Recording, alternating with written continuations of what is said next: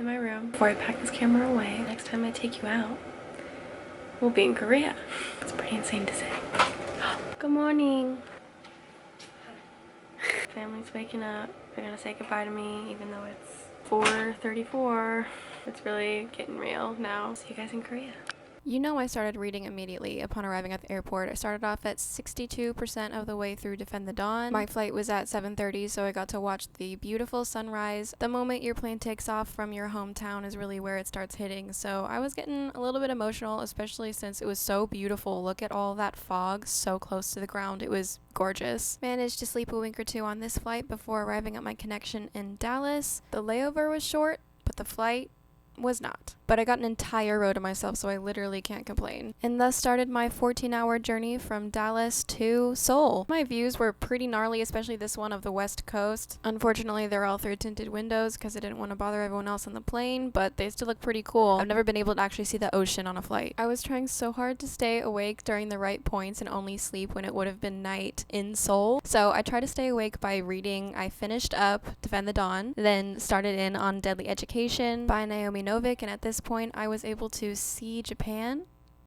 Kinda. By some miracle, I finished Deadly Education before landing. I did not think I would make it at some point in there. Don't worry, you'll hear my thoughts later. But my disappointment was definitely clouded over by this gorgeous island landscape of Korea. I didn't know quite how many islands were around where I was gonna land. I was really enjoying it. When I tell you how surreal it was to actually be here, see signs that said Seoul, see the cities, see all the signs in Korean, it was quite a surreal experience, not to mention where I'm staying. My house is like 2 seconds from this spot, so quite in the middle of a lot. Pretty shocking to find out. Guys, I have made it. Here is my tiny awesome apartment. Here is where I'm gonna put my clothes. I'll put my computer there. The bathroom is the kind that has a shower head in it, and they also provided slippers for me. This is so nice. I love little apartments like this. I'm gonna be calling this home for the next 3 months. I'm gonna go ahead and start setting up, put my clothes over here, just doing some organizing. I guess I'll just be putting my luggage somewhere. I'll figure it out.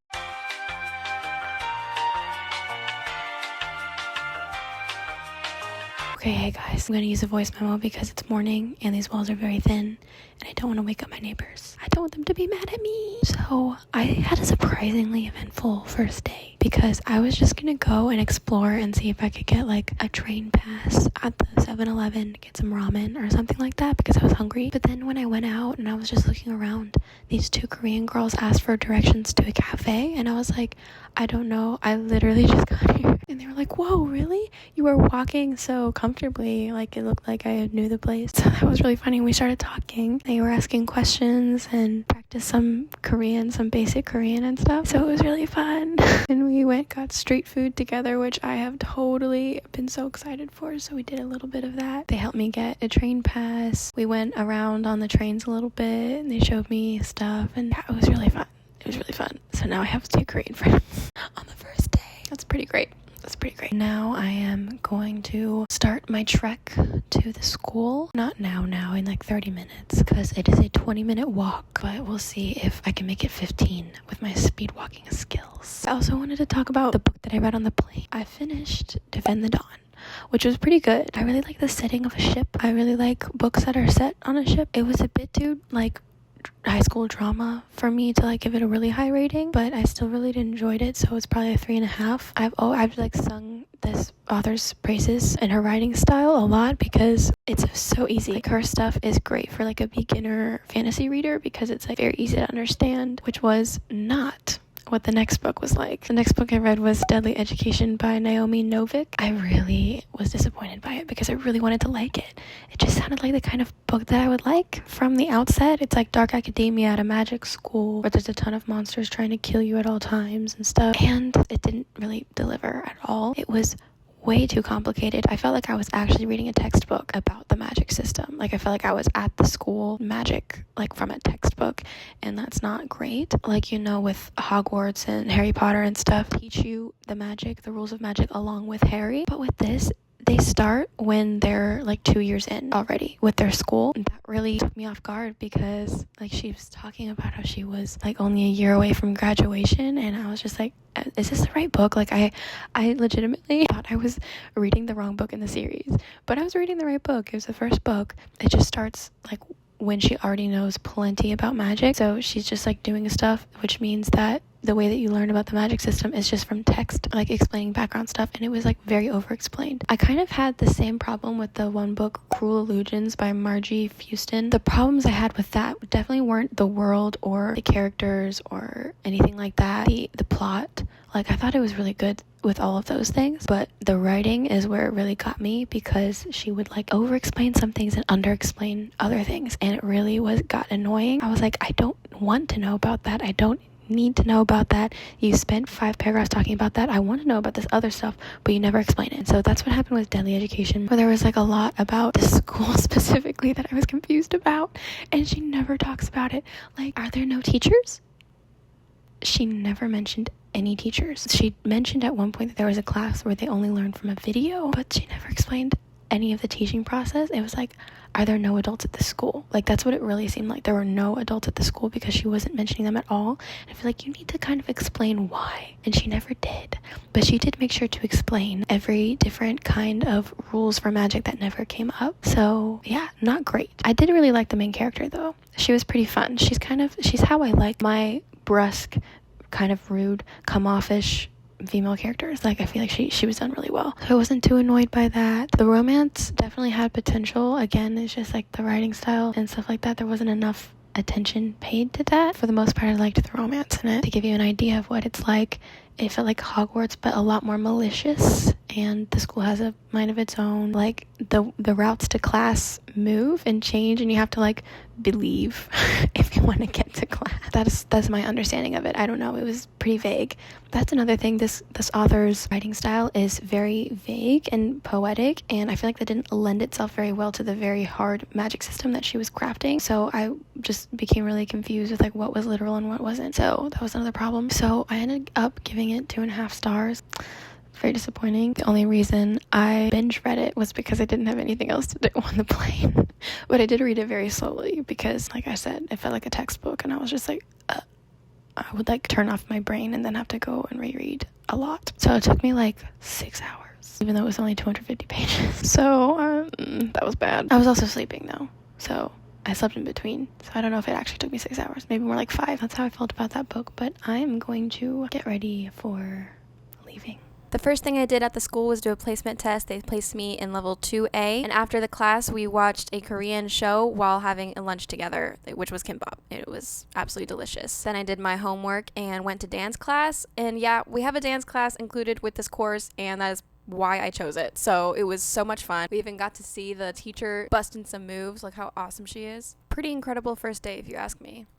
Wow, guys, what a full day I've had. I had to wake up and then figure out the kitchen really quickly because I had to eat breakfast before leaving. And so that was a little bit stressful because I have a 20-minute walk till I get to the school, and I really can't be late. Like, I really don't want to be late. I got there on time. I managed to figure out how to make eggs in the shared kitchen upstairs, and then I walked all the way to the school, had orientation. They placed me in the levels. I'm at a level where I already know some of the things, but I saw some things on that level that I didn't know, and so I just want to do it because the curriculum that I used was different. So I want to make sure that I know everything that there is to know. It's so hard because all day I've been encouraged to speak Korean. Like, every chance that I get, everything I know in Korean, I say that. So now I need to like switch that part of my brain off for this because I keep wanting to say like the words that I know. That's what happens when you do language school, I guess. Then I had my first class, and so that was all morning. It took all morning. And then it was time to wait for my dance class. I don't know if I've explained it all, the program that I'm doing, but it includes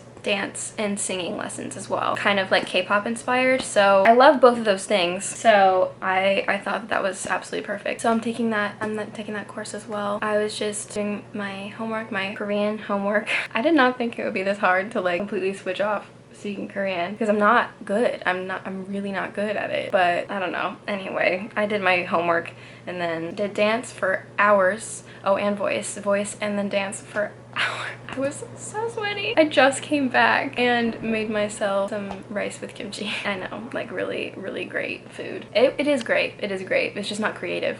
Like I can't cook with any of those. So I'm probably gonna take a shower because I am very sweaty. But class ended at like 7. It was like 3 was when voice started. So 3 to 7 was voice and dance. So that was quite a while, and then I had to take a long walk home because the dance studio is even farther than the school. Quite a lot.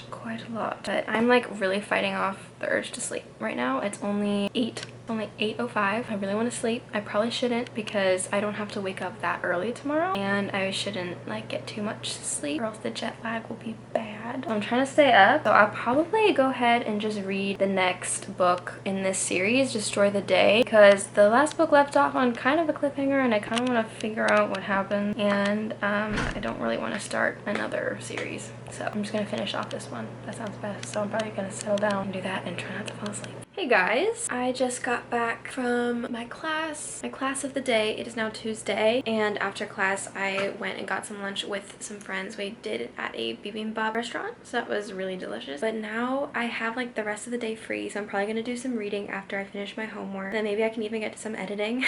I have a lot of editing to catch up on. I always procrastinate on it because it's not my favorite. I'm probably gonna take a nap first because I don't know if you can tell, but I'm tired. The jet lag is jet lagging. I keep on waking up for hours in the middle of the night. It's not good. And last night I like started going to bed at like 9, which probably wasn't a good idea, but I could not stay awake. I said I was gonna read some. I did not because I literally couldn't stay awake. So then I woke up at like 3 a.m. and stayed up until like 5. Yeah, so I'm probably gonna take a nap. I will try to keep it short because I do want to sleep tonight, but I'm like really having a really hard time staying awake, so I'm probably gonna do that. If I read, it will be Destroy the Day, but I will try to hold that off until after I finish my homework, just like a good girl would, you know, so I'm gonna do that.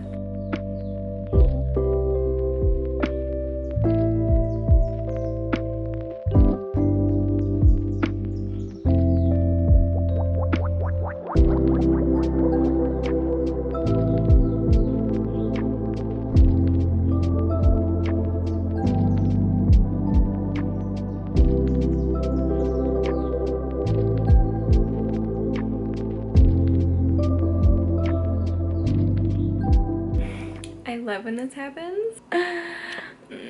I keep my edited footage on my hard drive and usually doesn't cause any problems, but when it does, it really causes problems. All that I edited last night is like not recoverable. I don't understand what makes it unrecoverable. I literally did the same exact thing that I do every single time, but sometimes I'm just really unlucky, I guess. So that's fantastic. I'm gonna have to redo everything that I edited last night.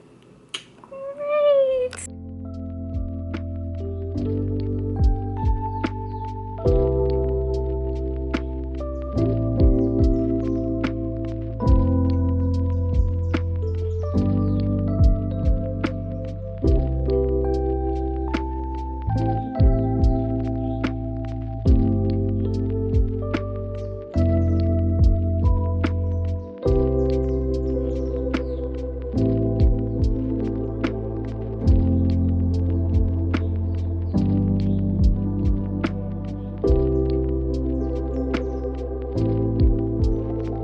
Friday was the last day of class, and we left it off on a bang with a boy group song. This one was so fun, though my friend found it rather difficult. The teacher even wanted to record a video, and she wanted me in it too, and I was so honored. She's so cool. It was a busking night on my street, so I just wanted some 7-Eleven food, which has been serving me quite well so far. It has single-handedly been keeping me alive. And as the sun started setting, it was time to settle in for some more reading. This book I've actually been enjoying a lot more. I think it's probably my favorite in the series, but stay tuned because I will definitely be talking about it in future blogs. Guys, I'm so excited. I just got these at the convenience store. My Korean teacher showed us these in class and I totally fell in love. Though I didn't really know what they are for a while because I couldn't read what that said. I can read Korean, but you cannot blame me because this says custard, but in Korean it says kastatade. So you cannot blame me for not knowing that these had custard. Whatever it was good, so I didn't question. They're basically like round Twinkies or something. But anyway, all day today I've basically just been chilling in this room and catching up with my family and stuff like that. So it's been really chill. I'm a third of the way through Destroy the Day now. I have not gotten that far. I'm well aware that I have not been reading this week. I think I'm gonna read more from now on because now I actually am accustomed to the sleeping schedule, and the main reason that I wasn't reading before was because of I only had time to read at night, and I was very tired at night because according to my time schedule back home, that would be around when I would go to sleep. So I was definitely not accustomed to it yet, but now I really feel like I am. I'm getting tired at the right time, waking up at the right time. So yeah, I'm gonna try to read more this week. So, but that is pretty much the end of this vlog, I believe. So I'm gonna start a new one tomorrow, have that out for you guys next week. If you want to see that, go ahead and subscribe so that you get notified when it gets posted. So that'll be good news for everyone. Make sure to like if you liked it and subscribe if you like me, and I'll see you guys in the next one. Bye!